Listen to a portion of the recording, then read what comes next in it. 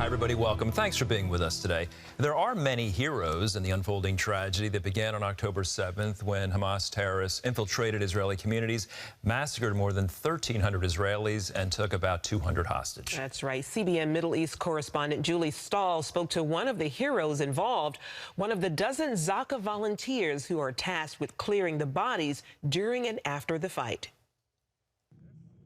I'm in a dream right now, and it's a very bad dream. I'm not eating, I'm not sleeping, not only me. It's my entire team that I was with them for the last 10 days. Yossi Landau volunteers for Zaka, an Israeli paramedic search and rescue organization. His team joined other first responders in arriving quickly to the besieged areas. We arrived to Sderot.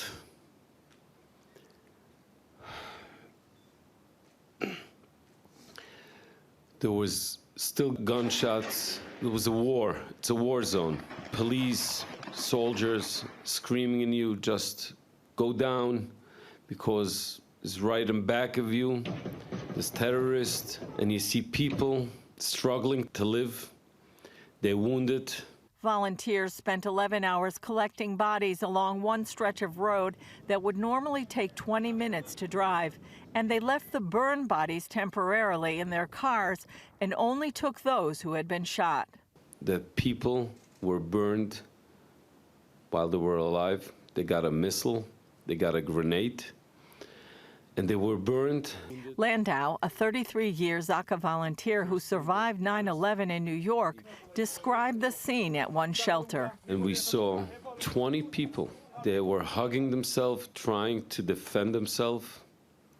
They were all burned to death. Just two grenades. Dozens of Zaka volunteers joined in respectfully collecting remains throughout the communities. Those bodies that we had to take apart from that shelter were just talking to us. We only tried to defend ourselves. We didn't try to harm anybody. We came over here to enjoy ourselves, to sing. And this is what happened. They were all youngsters. Further down the road, they found a van with 6 people dead who were not Jewish. They were Palestinians. They were shot. It was I don't know, it was Israeli plates. They were all shot, and we put them into the bags, the same thing, like we did to the civilians, to the Jews. Next came Kibbutz Be'eri, where they found an example of almost unspeakable cruelty. She was a pregnant woman.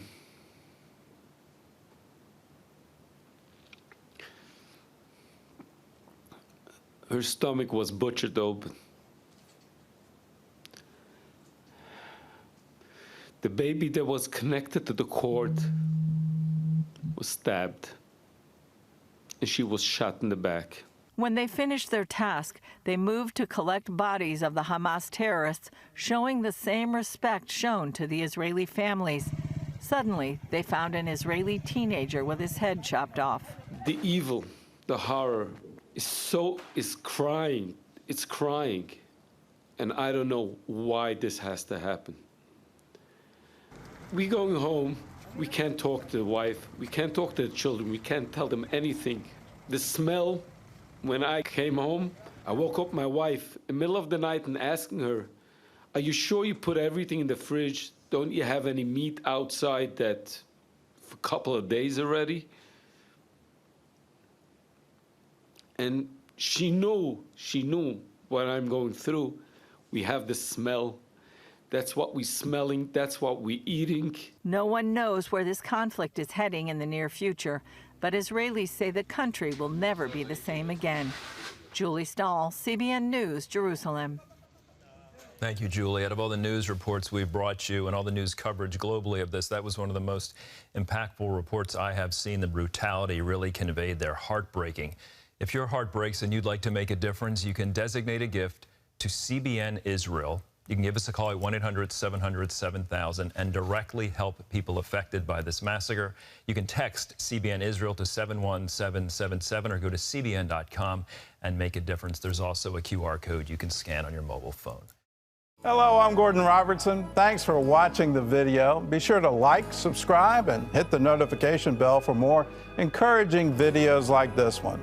Welcome to the 700 Club Interactive family, and God bless you.